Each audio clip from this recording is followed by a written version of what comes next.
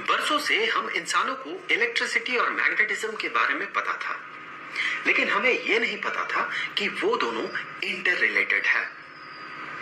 1820 में एक Danish scientist ओएरस्टेड, उन्होंने अपने एक्सपेरिमेंट में ये पाया कि अगर कहीं करंट एग्जिस्ट करे तो उसके आसपास के रीजन में बनता है मैग्नेटिक फील्ड।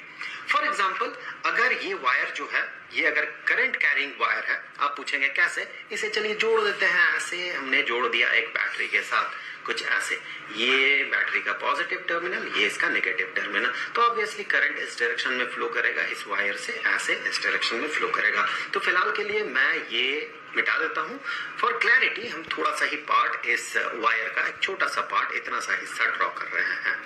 तो अगर यहां से करंट का फ्लो होता है और करंट अगर आई हो मान ले, तो इसके आसपास, इस वायर के आसपास क्रिएट होगा मैग्नेटिक फील्ड। कैसा मैग्नेटिक फील्ड क्रिएट होगा? कुछ ऐसा मैग्नेटिक फील्ड क्रिएट होगा, सर्कुलर मैग्नेटिक फील्ड क्रिएट होगा। और इसका डायरेक्शन जो है ये हम पता लगा सकते हैं। यहाँ पर मैग्नेटिक फील्ड लाइंस को देखें, ऐसे घुमावदार है। इसका दो डायरेक्शन हो सकता है, एक तो ऐसा और दूसरा इसके अपोजिट डायरेक्शन में भी हो सकता है। इस डायरेक्शन को पता करने के लिए हमारे पास बहुत से लॉज हैं। जैसे कि एक रूल है right hand thumb rule. Right hand thumb rule ये बताता है कि किसी भी वायर में अगर आप देखें कि करंट का फ्लो है तो वहां मैग्नेटिक फील्ड कैसे क्रिएट होगा, ये पता करने के लिए, तो मान ले ये वायर है जिससे कि करंट इस डायरेक्शन में फ्लो कर रहा है और इस वायर के अराउंड मैग्नेटिक फील्ड किस डायरेक्शन में होगा, हमें पता है ये ऐसे सर्कुलर होगा, लेकिन उसका डायरेक्शन क्या होगा, उसके लिए हमें इसे राइट हैंड से ग्रिप करना होगा। इमेजिनरली आप सोच ले ऐसा कि आपने इसे ग्रिप किया है, तो फिर ये थंब जो है इसका डायरेक्शन कुछ ऐसा होना होगा कि ये करंट के डायरेक्शन को इंडिकेट करे।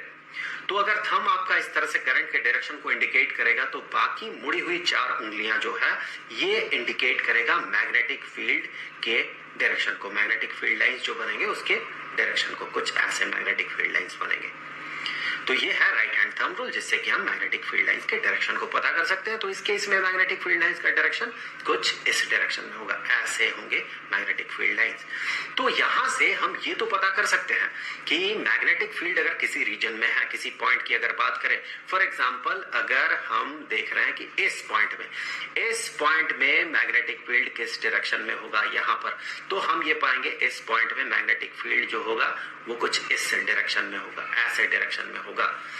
और वहीं पर अगर मान ले इस पॉइंट की बात हो तो इस पॉइंट में मैग्नेटिक फील्ड जो है नीचे की तरफ होगा। फॉर एग्जांपल ये जो वायर है ये मान ले आपके कंप्यूटर स्क्रीन हो या मोबाइल स्क्रीन हो, जो भी स्क्रीन है उस स्क्रीन पे रखा हुआ है, उस स्क्रीन पे रखा हुआ है, तो फिर आप ये पाएंगे यहाँ पर इस पॉइंट में, जो कि स्क्रीन में ही एक पॉइंट होगा, इस पॉइंट में मैग्नेटिक फील्ड स्क्रीन से अंदर की तरफ होगा। वहीं पर इस पॉइंट में जो मैग्नेटिक फील्ड होगा वो स्क्रीन के साथ पैरेलल होगा, कुछ हद तक पैरेलल होगा। एग्जैक्टली यहाँ पर होता तो वो पैरेलल होगा। तो इस तरह से हम उसका डायरेक्शन पता कर सकते हैं। जैसे कि यहाँ पर अगर वो पॉइंट हो तो मैग्नेटिक फील्ड लाइंस जो है वो जो है उसके डायरेक्शन के हिसाब से अगर हम मैग्नेटिक फील्ड पता करें तो हम ये पाएंगे ये स्क्रीन से नॉर्मली आउटवर्ड्स होगा, स्क्रीन से बाहर की तरफ होगा, क्योंकि हमने पता लगा इसका जो डायरेक्शन है फील्ड लाइन का वो इस डायरेक्शन में है। सिमिलरली यहाँ पर देखें तो ये इस डायरेक्शन में होगा फील्ड लाइन का डायरेक्शन। तो ऐसे हम मैग्नेटिक फील्ड का डायरेक्शन पता कर सकते हैं राइट हैंड थंब रूल से। लेकिन किसी भी एक पॉइंट पे, फॉर एग्जाम्पल पॉइंट ये है, इस पॉइंट में, पॉइंट पी में मान ले, तो इस पॉइंट में जो मैग्नेटिक फील्ड बनेगा उसका डायरेक्शन तो चलिए स्क्रीन से अंदर की तरफ होगा, लेकिन उसका मैग्नीट्यूड कितना होगा। यहां पर पिक्चर में आते हैं दो फ्रेंच फिजिसिस्ट, एक है जॉन बाप्टिस्ट बियोट और दूसरे हैं फेलिक्स सेवर्ग। मैं फिर से रिपीट कर रहा हूं, चूंकि फ्रेंच नाम है तो बड़ा डिफिकल्ट है हमारे लिए प्रोनाउंस करना। तो पहले थे जॉन बाप्टिस्ट बियोट और दूसरे थे फेलिक्स सेवर्ग। जो भी हो, हमारे लिए बड़ा मुश्किल है प्रोनाउंस करना, तो हम इसे बायो कहते हैं और इसे सेवर्ट्स कहते हैं। तो इन्हीं के नाम से आया हुआ है ये लॉ, बायो सेवर्ट्स लॉ। तो ये लॉ हमें ये बता के देगा कि एक सर्टेन पॉइंट में मैग्नेटिक फील्ड किस मैग्नीट्यूड का बनेगा। तो चलिए देख लेते हैं ये लॉ है कैसा।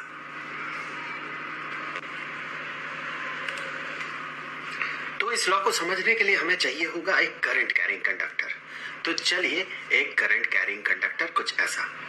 मजेदार बात यह है कि बायोसेवर्ट्स लॉ से हम किसी भी शेप के वायर के कारण बने मैग्नेटिक फील्ड को पता कर सकते हैं। इसके पीछे का रीजन ये है कि ये पूरा का पूरा वायर के कारण बना हुआ मैग्नेटिक फील्ड किसी भी एक पॉइंट पे उसे नहीं पता लगा था, बल्कि उसके एक छोटे से पार्ट के कारण, इस पूरे वायर के इतना छोटा सा पार्ट, इनफाइनाइटेसिमल पार्ट के कारण जो मैग्नेटिक फील्ड बनता है उसे पता लगाता है। तो ऑब्वियस सी बात है, शेप अब कुछ भी हो इससे कोई फर्क नहीं पड़ता है। ये रहा करंट कैरिंग वायर और इसमें करंट का फ्लो, चलिए मान लेते हैं करंट का फ्लो हो रहा है इस डायरेक्शन में। और करंट कितना फ्लो कर रहा है? करंट फ्लो कर रहा है I। अब एक पॉइंट चूज कर लेते हैं जहां पर हम पता लगाएंगे मैग्नेटिक फील्ड कितना है।